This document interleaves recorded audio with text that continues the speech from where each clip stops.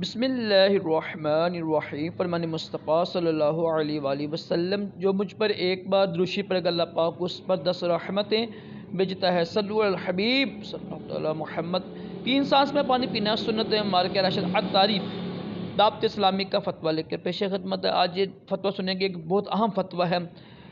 بسم اللہ الرحمن الرحیم۔ سوال: کیا یہ کہنا درست ہے کہ اللہ تعالیٰ اس بات پر قادر ہے کہ کفار و مشرکین کی مغفرت فرما دے، جبکہ قرآن مجید میں اللہ پاک کے ارشاد کا مفہوم ہے کہ اللہ ہرگز مشرکین کی مغفرت نہیں فرمائے گا؟ جواب سنتے ہیں۔ بسم اللہ الرحمن الرحیم۔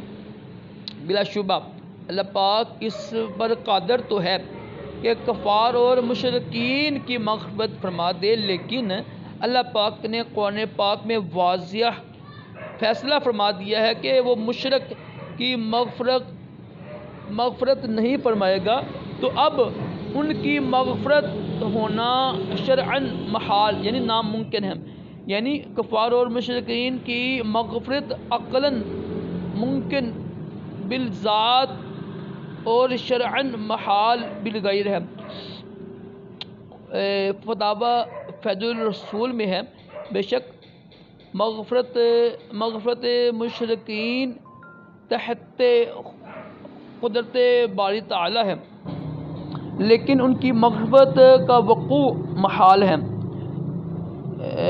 حاصل یہ ہے کہ مغفرت مشرکین عقلاً ممکن بلا ذات اور شرعاً محال بالغیر ہے۔